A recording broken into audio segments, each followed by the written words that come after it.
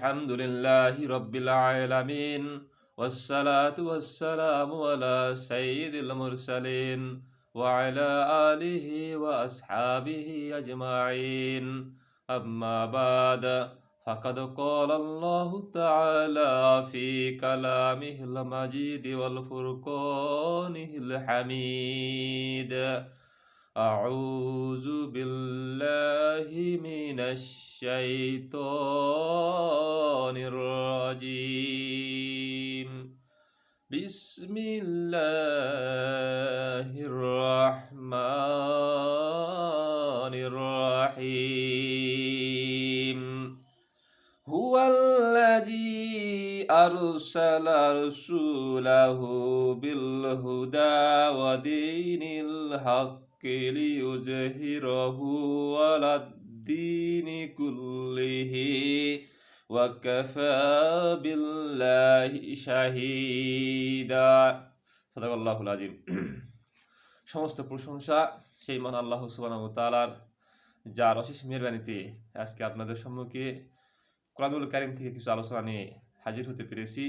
যেই মহান আল্লাহ সুবহানাহু ওয়া তাআলা আপনাদের সম্মুখে কোরআনুল কারীম থেকে কিছু আলোচনা নিয়ে হাজির হওয়ার তৌফিক দান করেছেন, সেই আল্লাহ সুবহানাহু ওয়া তাআলা আলিশান দরবারে একটু শুকরিয়া আদায় করি। সকলে বলি আলহামদুলিল্লাহ।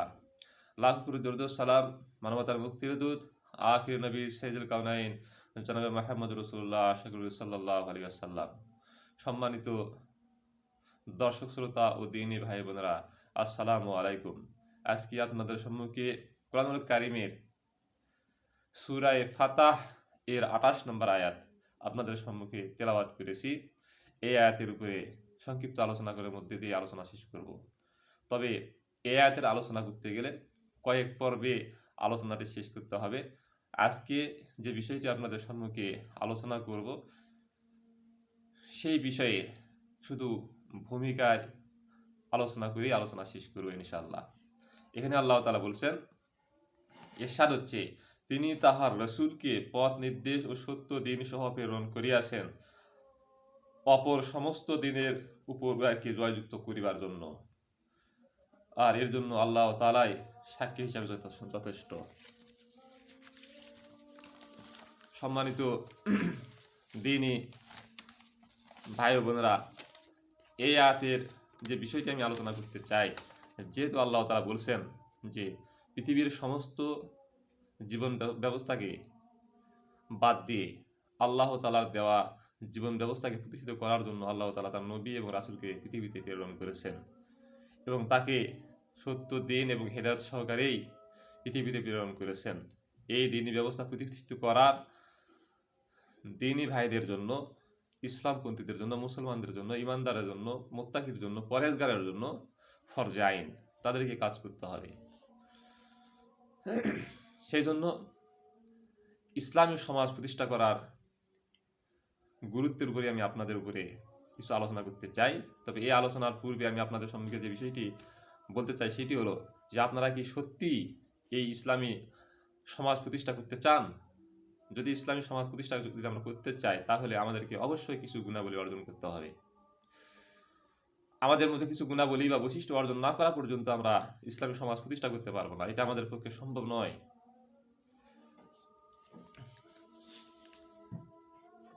আমরা যদি ইসলামী সমাজ প্রতিষ্ঠা করতে চাই, কোরআনের সমাজ যদি প্রতিষ্ঠা করতে চাই, তাহলে আমাদেরকে আমরা সমাজের দুইটি জিনিস আমরা দেখতে পারবো, উপলব্ধি করতে পারবো। একটি আশার পথ আর একটি নিরাশার পথ। আমরা এই দুইটি পথকে দেখতে পাবো। নিরাশার পথ দেখে যদি আমরা আশা ছেড়ে দেই, তাহলে কিন্তু ইসলামী সমাজ প্রতিষ্ঠিত করা সম্ভব হবে না। সুপ্রিয় দর্শক শ্রোতা, আজকের ভূমিকায় যে বিষয়গুলো আমি আপনাদের সম্মুখে উপস্থাপন করব, সেটি হচ্ছে যে আজকে যে ইসলামী সমাজ প্রতিষ্ঠা করতে হবে, কোরআনের সমাজ প্রতিষ্ঠা করতে হবে, এই কোরআনের সমাজের প্রতিষ্ঠার মধ্য দিয়ে সব ধর্মের মানুষের শান্তি নিশ্চিত করতে হবে, অধিকার নিশ্চিত করতে হবে, ন্যায়কে প্রতিষ্ঠিত করতে হবে, ইনসাফকে প্রতিষ্ঠিত করতে হবে, হককে প্রতিষ্ঠিত করতে হবে, জুলুম নিপীড়ন এগুলোকে বিতাড়িত করতে হবে, অশ্লীল ব্যবহারমূলক কাজকে দমন করতে হবে। এ কাজ করতে গেলে এ কাজটি সবাই চায়। এই জন্য ইসলামী সমাজ প্রতিষ্ঠার আকাঙ্ক্ষার অভাব নাই। বাংলাদেশেই শুধু নয়, বরং সারা পৃথিবীতেই ইসলামী সমাজ প্রতিষ্ঠিত হোক, ইসলামী সমাজ অনুযায়ী পৃথিবীতে শাসিত হোক, দেশ পরিচালিত হোক, এটি সকলেই চায়। এই ধরনের আকাঙ্ক্ষা করার মানুষের অভাব নাই, এরকম কামনা করার মানুষের অভাব নাই। এখানে শুধু একটি জিনিসের অভাব রয়েছে, সেটি হচ্ছে যোগ্য নেতৃত্বের অভাব এবং উদ্যোগ গ্রহণকারীর অভাব। দেশে কোরআনের সমাজের পক্ষে অনেক লোক আছে, কোরআনের সমাজ প্রতিষ্ঠিত হোক এটা সবাই চায়, কিন্তু যোগ্যতার সাথে নেতৃত্ব দিবে এ ধরনের লোকের চরম অভাব রয়েছে। এবং এই কোরআনের সমাজ প্রতিষ্ঠা করার ক্ষেত্রে যারা উদ্যোগ গ্রহণ কে করবে, এই উদ্যোগ গ্রহণকারীরও অভাব রয়েছে। বাংলাদেশে ইসলামপন্থীর অভাব নেই, আলেম ওলামার অভাব নেই, ইমামের অভাব নাই, কিন্তু উদ্যোগ গ্রহণকারীর অভাব।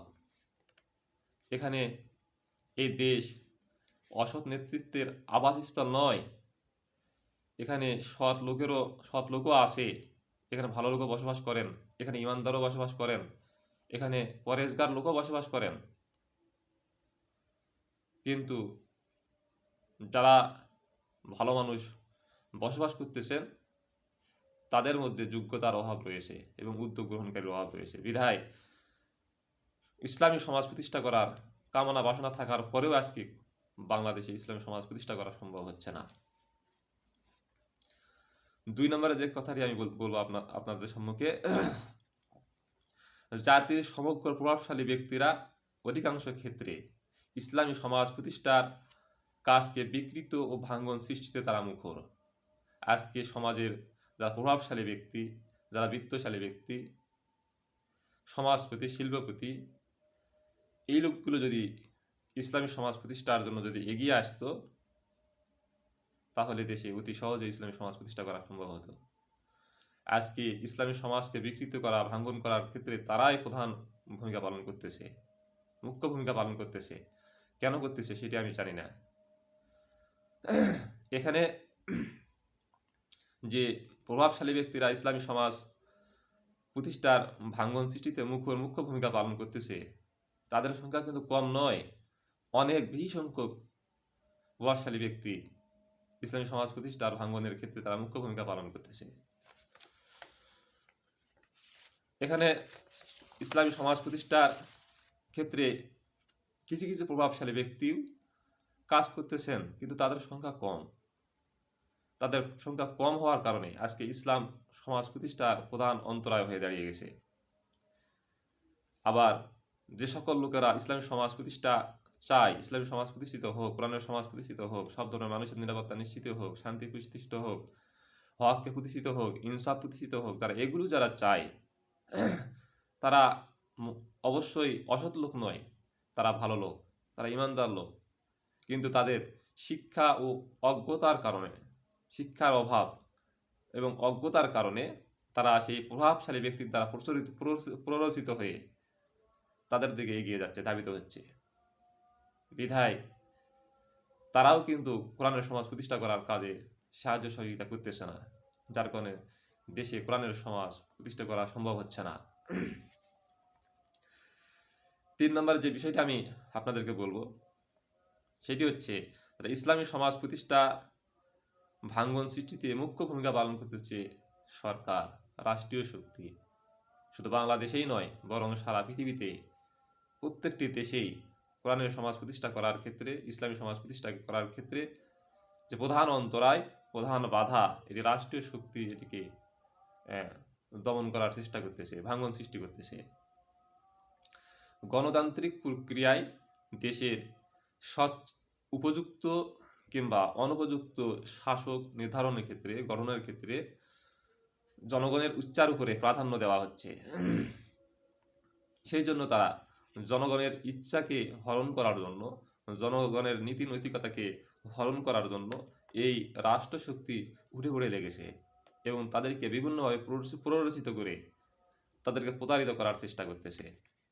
এবং তাদেরকে প্রতারিত করার জন্য, প্ররোচিত করার জন্য সরকার তাদের সমস্ত শক্তি প্রয়োগ করে জাতির নীতি নৈতিকতা নষ্ট করার চেষ্টা করতেছে। তারা যত ধরনের শক্তি প্রয়োগ করুক না কেন, তারা জাতির দুইটি জিনিস তারা অর্জন করতে পারে না। একটি হচ্ছে চারিত্রিক শক্তিকে তারা অর্জন করতে পারে না। চারিত্রিক শক্তি এবং ঐক্যের শক্তি, এই দুইটি শক্তিকে, জাতির এই দুইটি শক্তিকে তারা হরণ করতে পারে না, নষ্ট করতে পারে না, তারা অর্জন করতে পারে না। এর পরেও এক শ্রেণীর আলেম ওলামা আছেন, ইসলামপন্থী মানুষ বসবাস করতেছেন, যারা তাদের সমস্ত চক্রান্তকে, অর্থাৎ প্রভাবশালী ব্যক্তির যে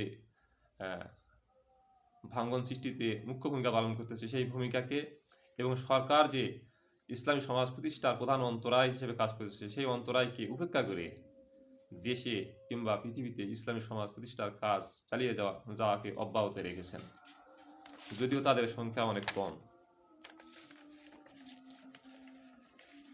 সম্মানিত দ্বীনী ভাই ও বোনেরা, যারা দিন প্রতিষ্ঠার কাজ চালায়, আল্লাহর সন্তুষ্টি অর্জন করতে চায়, তাদেরকে সবর ও আন্তরিকতার সাথে কাজ করতে হবে। দিন প্রতিষ্ঠার কাজ যদি আমরা করতে চাই, আল্লাহ তাআলার সন্তুষ্টি যদি অর্জন করতে চাই, তাহলে আমাকে অবশ্যই ধৈর্য ধারণ করতে হবে। ধৈর্য ধারণ করার অর্থ এই নয় যে আমি আমার হাত পা গুটিয়ে ঘরের মধ্যে বসে থাকবো আর ঘরের মধ্যে বসে থেকে দিন প্রতিষ্ঠার কাজ করব, এটি কখনো সম্ভব নয়। সবর হচ্ছে যত প্রতিকূলতার সৃষ্টি হোক না কেন, বাধার সৃষ্টি হোক না কেন, অন্তরায়ের সৃষ্টি হোক না কেন, দিনের উপরে অটল থেকে, ইস্তিকামত থেকে দিন প্রতিষ্ঠার কাজ চালিয়ে যেতে হবে এবং সেটি আন্তরিকতার সাথে কাজ করতে হবে। তাদের সংখ্যা যতই কম হোক না কেন, অর্থাৎ যারা দিন প্রতিষ্ঠার কাজ চালাতে চায়, যারা আল্লাহর সন্তুষ্টি অর্জন করতে চায়, তাদের সংখ্যা যতই কম হোক না কেন, তাদের সরঞ্জাম যতই কম হোক না কেন, তাদের নিয়ত যদি ঠিক থাকে, তারা যদি আল্লাহ তাআলার সন্তুষ্টি অর্জনের জন্যই যদি আমরা এই কাজ যদি করে যাই, চালাই, তাহলে আল্লাহ তাআলা অবশ্যই আমাদের এই নিয়তকে পরিপূর্ণ করে দিবেন। যারা এই কাজে সফল হতে চায়, তাদেরকে অবশ্যই আল্লাহর দেওয়া নীতি ও পদ্ধতি অনুযায়ী কাজ করতে হবে। সম্মানিত দর্শক ও শ্রোতা ও দ্বীনী ভাই বোনেরা, আমরা যদি কোরআনের সমাজ প্রতিষ্ঠা করতে চাই, ইসলামী সমাজ যদি আমরা প্রতিষ্ঠা করতে চাই, তাহলে আমাদের নিজস্ব নীতি পদ্ধতি অনুযায়ী করলে হবে না, বরং আল্লাহ তাআলার দেওয়া নীতি ও পদ্ধতি অনুযায়ী আমাদেরকে কোরআনের সমাজ প্রতিষ্ঠা করার কাজ করতে হবে। আপনি শুধু অসৎ লোকের সমালোচনা করে যাবেন, খারাপ লোকের সমালোচনা করে যাবেন, সমাজে যারা নিকৃষ্ট মানুষ, সমাজে যারা ইসলাম বিরোধী মানুষ, ইসলামী সমাজ প্রতিষ্ঠার বিরোধিতা করতেছেন, আল্লাহ তাআলার বিরোধিতা করেন, আল্লাহ তাআলার বিধানের বিরোধিতা করেন, রসুলের আদর্শের বিরোধিতা করেন, তাদের শুধু সমালোচনা করবেন, এটি আল্লাহ তাআলার নীতি পদ্ধতি নয়। মাঝে সাঝে কোনো মাহফিল থেকে কিংবা মাঝে সাঝে কোনো মসজিদ থেকে, মেম্বার থেকে গর্জন সহকারে বক্তব্য দিবেন, বয়ান দিবেন, আর এতে আপনি মনে করবেন যে বাতিল শক্তি নিজেকে শুধরে নিয়েছে, তাদের অপকর্মগুলো থেকে দূরে সরে গেছে, ইসলামী সমাজ প্রতিষ্ঠা করার রাস্তাকে ছেড়ে দিয়েছে, মুক্ত করে দিয়েছে, এটি মনে করার কোনো অবকাশ নাই। এটি আল্লাহ তাআলার নীতি নয়, এটি আল্লাহ তাআলার পদ্ধতি নয়। রাস্তা থেকে কাঁটা সরানোর ক্ষেত্রে হাত পায়ের শক্তিকে যেরকম ব্যবহার করতে হয়, আপনি পথ চলতেছেন, পথ চলার দেখতেছেন যে রাস্তায় কাটা পড়ে আছে, কষ্টদায়ক বস্তু পড়ে আছে, এই কষ্টদায়ক বস্তুটিকে সরানোর ক্ষেত্রে অবশ্যই আপনাকে হাত পা ব্যবহার করতে হবে, হাত পায়ের শক্তিকে ব্যবহার করতে হবে, তবেই এই বস্তুটিকে সরানো সম্ভব হবে। ঠিক তেমনি শুধু গর্জন দিয়েই ইসলামী সমাজ প্রতিষ্ঠিত হবে না, শুধু গর্জন দিয়েই বাতিল শক্তিকে দমন করার সম্ভব হবে না, বরং ময়দানে কাজ করতে হবে। ময়দানে কাজ করার মধ্য দিয়েই কোরআনের সমাজ প্রতিষ্ঠা করার কাজ, কোরআনের সমাজ প্রতিষ্ঠা করা সম্ভব হবে। আমরা ময়দানে নেমে কাজ করি। সম্মানিত দর্শক শ্রোতা, আমি আপনাদের প্রতি এই যে উদাত্ত আহ্বান জানাই, যদি আমরা কোরআনের সমাজ প্রতিষ্ঠা করতে চাই, কোরআনের বিধান যদি প্রতিষ্ঠা করতে চাই, সব ধরনের মানুষের নিরাপত্তা যদি নিশ্চিত করতে চাই, কোরআনের সমাজ বিধান অনুযায়ী পৃথিবীতে যদি শান্তি প্রতিষ্ঠা করতে চাই, তাহলে আমাদেরকে যে কাজটি করতে হবে সেটি হলো আমাদেরকে ময়দানে নেমে কাজ করতে হবে। মাহফিল নয়, শুধু বাঘের মতো গর্জন করে কিছু বক্তব্য নয়, বরং ময়দানে মাঠে নেমে আমাদেরকে কাজ করতে হবে। আল্লাহ তাআলার নিকট সাফল্যের জন্য দোয়া করতে হবে, আল্লাহ তাআলার নিকট চাইতে হবে। সুস্থ মস্তিষ্কে এ কাজের দাবি ও চাহিদা উপলব্ধি করার চেষ্টা করতে হবে। আল্লাহ তাআলা যেটা আমাদের উপরে অর্পণ করে দিয়েছেন, ফরজ করে দিয়েছেন, ফরজে আইন হিসাবে এটি আল্লাহ তাআলা আমাদেরকে দিয়েছেন, এটি আমাদেরকে ঠান্ডা মাথায় বোঝার চেষ্টা করতে হবে, উপলব্ধি করার চেষ্টা করতে হবে। ময়দানে নেমে মানুষদেরকে আল্লাহর দিকে ডাকতে হবে, কোরআনের দিকে ডাকতে হবে, কোরআনের কথা বুঝাইতে হবে, ইসলামী সমাজ প্রতিষ্ঠার গুরুত্ব তাদেরকে বুঝাইতে হবে। ইসলামী সমাজ প্রতিষ্ঠা করলে কি কি সুবিধা হবে, তারা দুনিয়াতে শান্তি পাবে, আখিরাতেও মুক্তি পাবে, এটি তো তাদেরকে বুঝাইতে হবে। এই সমাজ প্রতিষ্ঠা করার জন্য তাদেরকে উদ্বুদ্ধ করতে হবে। তাদেরকে উদ্বুদ্ধ করার মধ্য দিয়ে সকলকে নিয়েই এই কোরআনের সমাজ প্রতিষ্ঠা করতে হবে। এ কাজের সিদ্ধান্ত যারা নেবেন তাকে অবশ্যই উত্তেজনার বশবর্তী হয়ে এই কাজ করা যাবে না। সম্মানিত দর্শক শ্রোতা, আমরা যদি কোরআনের সমাজ প্রতিষ্ঠা করতে চাই, কোরআনের সমাজ প্রতিষ্ঠা করতে গিয়ে কোনো উত্তেজনার বশীভূত হয়ে এই কোরআনের সমাজ প্রতিষ্ঠা করার কাজ করা যাবে না। আমাদেরকে অবশ্যই ঠান্ডা মাথায় কোরআনের সমাজ প্রতিষ্ঠা করার কাজ করতে হবে, ভেবে চিন্তে আমাদেরকে কাজ করতে হবে, সুস্থ মস্তিষ্কে এই কাজ করতে হবে, ময়দানে নেমে কাজ করতে হবে, মানুষদেরকে বুঝাইতে হবে, কোরআন বুঝাইতে হবে, কোরআনের সমাজের গুরুত্ব বুঝাইতে হবে, কোরআনের সমাজ প্রতিষ্ঠা করার দায়িত্ব সম্পর্কে তাদেরকে বুঝাইতে হবে। আর এই কাজ করতে গিয়ে অনেক বাধা বিপত্তির সৃষ্টি হবে, অন্তরায়ের সৃষ্টি হবে, প্রতিবন্ধকতার সৃষ্টি হবে। সব প্রতিবন্ধকতা, সব অন্তরায়, সব বাধা বিপত্তিকে উপেক্ষা করে সবর এবং আন্তরিকতার সাথে এই কাজ চালিয়ে যেতে হবে। সাময়িক উত্তেজনার বশে মানুষ যদি এই কাজ করতে চায়, তাহলে হয়তো সাময়িক বন্দুকের সম্মুখে তাদের বুকটাকে পেতে দিয়ে নিজের জীবনকে উৎসর্গ করে দেওয়া তাদের জন্য সম্ভব হবে, সহজ হবে।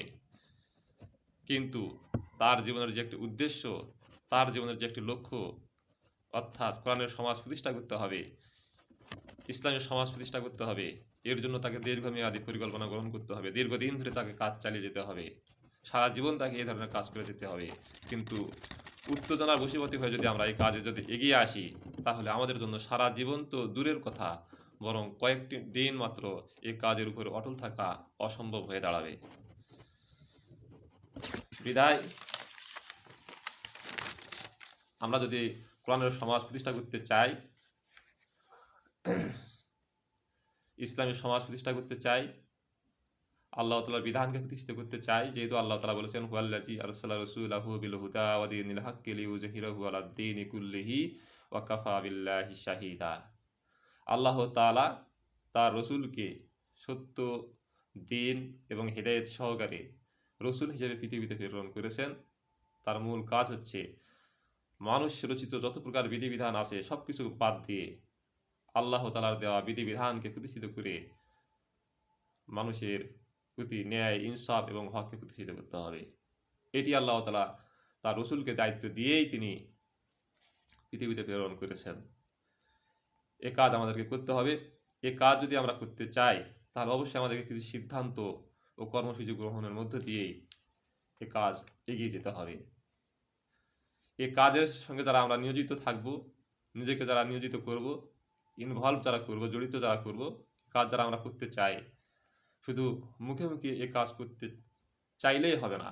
কোরআনের সমাজ প্রতিষ্ঠিত হোক, ইসলামী সমাজ প্রতিষ্ঠিত হোক, এগুলো শুধু মুখে মুখে বললেই হবে না, বরং আমাদেরকে ময়দানে নেমে কাজ করতে হবে। মানুষদেরকে কোরআন বুঝাইতে হবে, কোরআনের গুরুত্ব বুঝাইতে হবে, হাদিস বুঝাইতে হবে, হাদিসের গুরুত্ব বুঝাইতে হবে, ইসলামী সমাজ প্রতিষ্ঠার গুরুত্ব তাদেরকে বুঝাইতে হবে, তাদেরকে এই কাজের জন্য উদ্বুদ্ধ করতে হবে।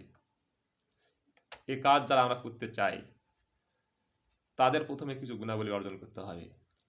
আমরা নিজের ভিতরে দোষ ত্রুটি রেখে অন্যকে ভালো কাজের উপদেশ দিব, এটি হতে পারে না। এটি আল্লাহ তাআলা পছন্দ করেন না।